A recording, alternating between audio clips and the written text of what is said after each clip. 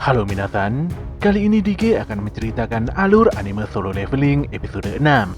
Dike kembali menyarankan agar kalian menonton anime ini secara langsung karena dijamin kalian pasti puas dan tentu saja memiliki pengalaman nonton tersendiri.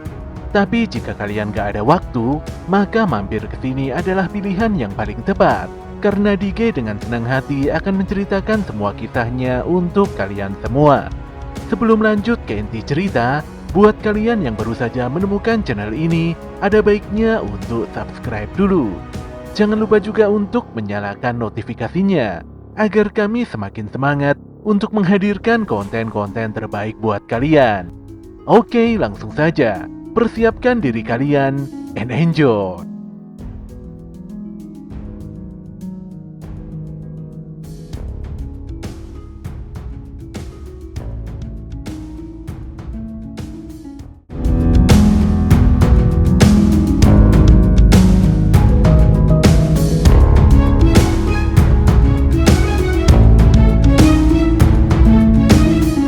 Shin pun memperlihatkan Hwang Dong-suk dan partinya yang berjalan keluar dungeon.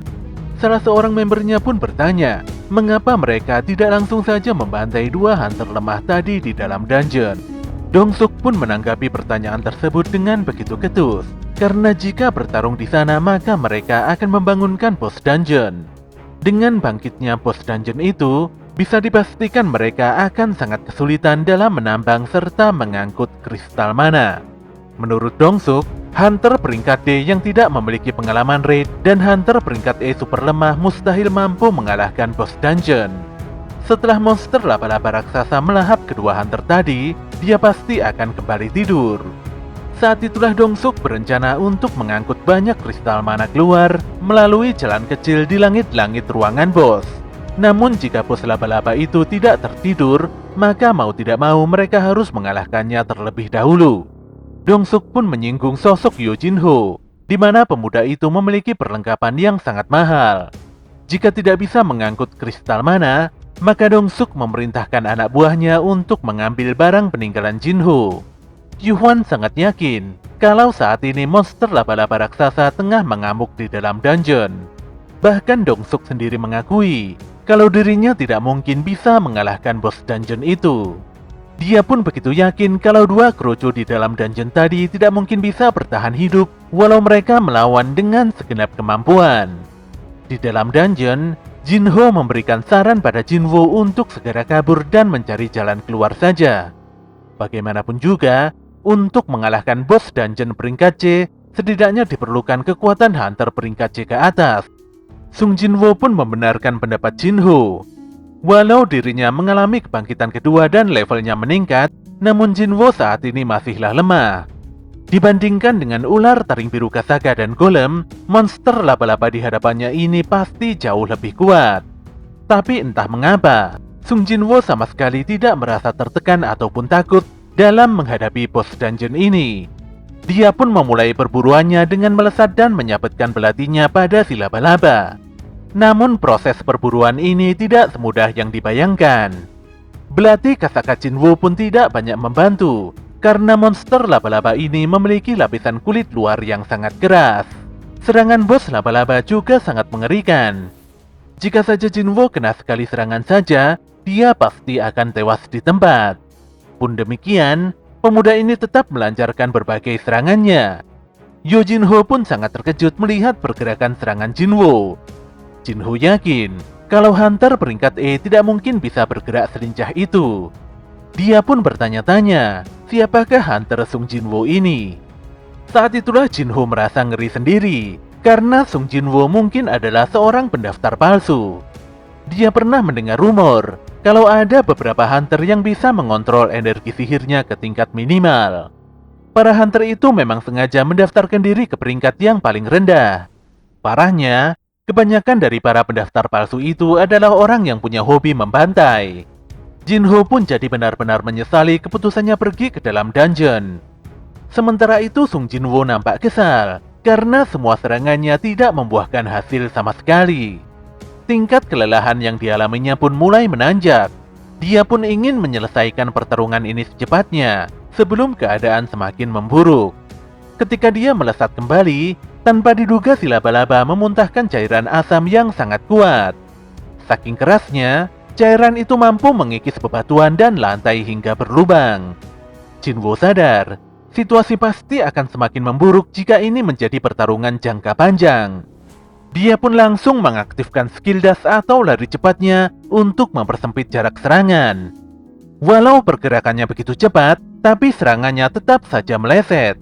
Jinwo pun tidak ada pilihan selain terus menyerang tanpa henti. Namun pergerakan Jinwo seketika melambat, dikarenakan tingkat kelelahannya mencapai 70%. Hal ini pun membuat Jinwo disikat laba-laba hingga membentur lantai dan sulit sekali bergerak.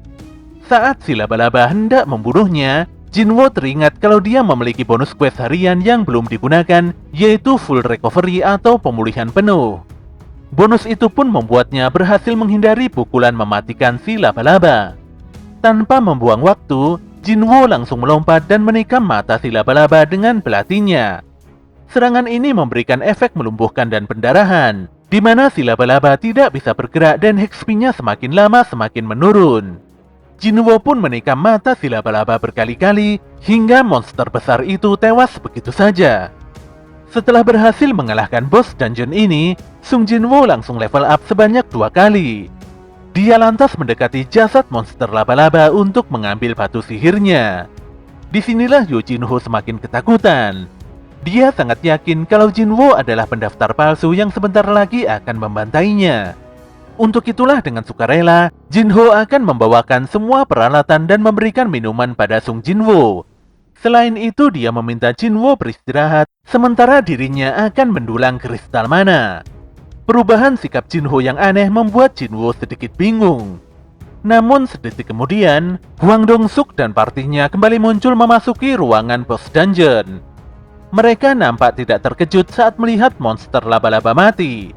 Mereka bahkan menyebut monster itu terlalu lemah karena bisa dikalahkan oleh hunter peringkat D. Tanpa rasa bersalah, Dong-suk pun memerintahkan Yo Jinho untuk membunuh Sung Jinwo, sehingga setelahnya mereka semua bisa memonopoli semua hadiah yang ada. Membunuh anggota tambahan yang tidak berguna merupakan cara yang selama ini digunakan oleh Dong-suk untuk mendapatkan banyak uang. Jika Jinho mau menurut, maka Dong-suk akan mengangkatnya menjadi kaki tangan dan melepasnya. Di sini Dong-suk dan partinya mengira kalau Jinho lah yang mengalahkan bos dungeon karena pemuda ini memiliki perlengkapan bertarung yang sangat mahal. Namun Yo Jinho lebih memihak Sung Jinwo. Fakta ini pun membuat Dong-suk dan kelompoknya terpaksa harus membunuh mereka. Dong-suk ingin membunuh Jinwo terlebih dulu karena Jinwo adalah hunter yang paling lemah. Ketika para pembunuh ini maju, tanpa diduga Sung Jinwo mendapatkan notifikasi quest darurat. Dia pun sangat terkejut, dikarenakan tujuan utama dari quest ini adalah membunuh 6 orang hunter yang berniat mencelakainya. Seperti biasanya, jika Jinwo tidak menyelesaikan quest ini, maka dia akan dikenai hukuman.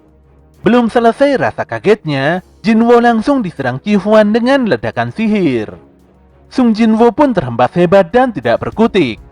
Yo Jinho pun dibuat sangat sedih dan marah ketika menyaksikan perbuatan keji Dong-suk dan partinya. Di dalam alam bawah sadarnya, Sung Jinwo kembali menyadari kalau di dunia ini hanya orang yang paling kuatlah yang akan bertahan. Dia pun terus bertanya-tanya, mengapa dunia ini selalu dipenuhi dengan kekerasan, penipuan, serta pengkhianatan. Seketika itu juga notifikasinya berubah, di mana jika Sung Jinwo tidak menyelesaikan quest daruratnya, maka jantungnya akan berhenti mendadak. Sepertinya saat ini sistem tengah memaksa Sung Jinwo untuk melakukan pembunuhan. Jinwo pun jadi berpikir kalau sistem ini juga membutuhkannya.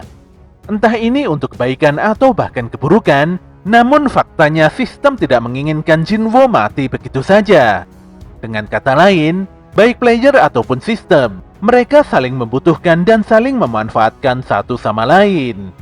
Jinho pun cukup lega saat melihat Jinwo bangkit kembali. Namun Jinwo saat ini terlihat sangat serius. Dia lantas memperingatkan Dong-suk dan partinya tentang esensi dan konsekuensi menjadi hunter. Jika menjadi seorang hunter, berarti juga harus siap untuk menjadi mangsa yang diburu. Jelas saja Dong-suk dan partinya agak bingung dengan pernyataan Sung Jinwo. Saat itu anak buah Dongsuk yang bernama Juntai maju. Dia pun merangkul Sung Jinwo dan menegaskan posisi Jinwo yang merupakan senjata terlemah umat manusia. Namun tanpa diduga kepala Juntai putus seketika setelah Jinwo mengayunkan belatinya di leher lelaki bersirah tersebut. Semua orang pun sangat terkejut. Bagaimana bisa Sung Jinwo memiliki belati rahasia di tangannya? Sekalipun lengah, tapi Juntai adalah hunter peringkat D yang seharusnya tidak bisa dikalahkan dengan mudah oleh hunter kelas E. Jinwo sendiri cukup sadar kalau dia telah membunuh seseorang.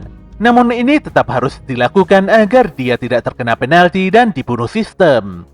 Kali ini dia tidak akan mundur karena yang kuat pasti akan bertahan.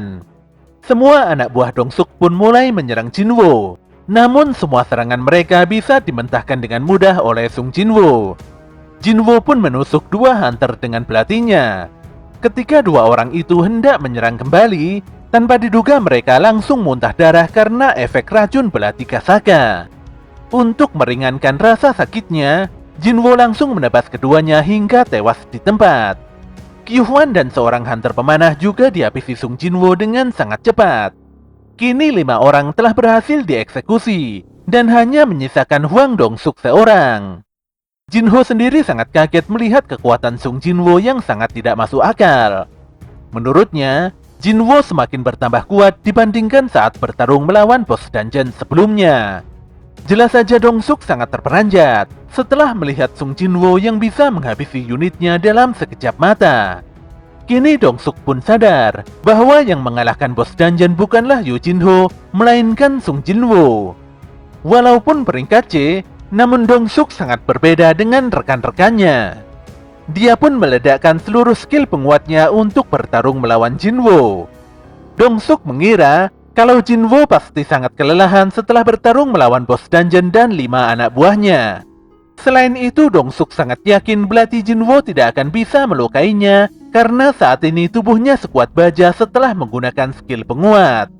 Ketika Dongsuk menyerang, tanpa disadari Jinwo telah mencengkram wajahnya. Jinwo lantas membanting wajah Dongsuk ke tanah dengan sangat kuat.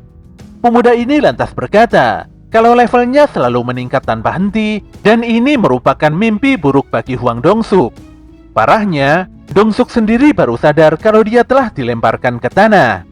Dengan sangat ketakutan, Dongsuk meminta Jinwo untuk tidak membunuhnya. Dia akan memberikan Jinwo sejumlah uang dan batu sihir serta seluruh kristal mana yang ada di tempat ini. Namun Jinwo tidak peduli dengan permintaan Dongsuk, apalagi sebelumnya Dongsuk mencoba membunuhnya sebanyak 3 kali. Merasa tidak bisa menghentikan Jinwo, Hwang Dongsuk malah mengumpat dan mengancam akan melaporkan Sung Jinwo pada adiknya. Namun belum selesai berbicara, Jinwo langsung memenggal kepala Dongsuk hingga terlepas dari tubuhnya. Insiden yang begitu sadis ini tak ayal membuat Jinho langsung mual dan muntah. Jinwo pun mengajak Jinho segera keluar dari tempat ini, dikarenakan dinding dungeon mulai hancur setelah dikalahkannya bos monster laba-laba. Setelah menyelesaikan quest darurat, Jinwo mendapatkan 3 hadiah penting, di mana salah satunya adalah skill niat membunuh. Dengan menggunakan skill ini, Jinwo bisa memunculkan aura kuat yang membuat para musuh menjadi panik dalam waktu semenit. Sayangnya skill ini membuat seluruh poin kemampuannya berkurang hingga 50%. Ketika di luar gate, seorang gadis berkacamata nampak menginterogasi Jinwo dan Jinho, karena hanya mereka berdualah yang berhasil selamat dari raid. Gadis ini pun memperhatikan perlengkapan Hunter Jinho dengan begitu jeli. Dia cukup paham kalau pedang Karyon milik Jinho adalah item mahal yang baru saja dijual. Gadis ini pun tiba-tiba menyudahi penyelidikannya, karena dia beranggapan kalau raid ini bisa diselesaikan Yu Jinho dengan perlengkapan super mahalnya. Menurutnya, tugas Jinwo di sini hanyalah bersembunyi sambil membantu Jinho. Jelas saja pemikiran itu membuat Jinho tertawa kecut. Pun demikian, Yu Jinho sangat berterima kasih pada Sung Jinwo atas segala bantuannya di dalam dungeon.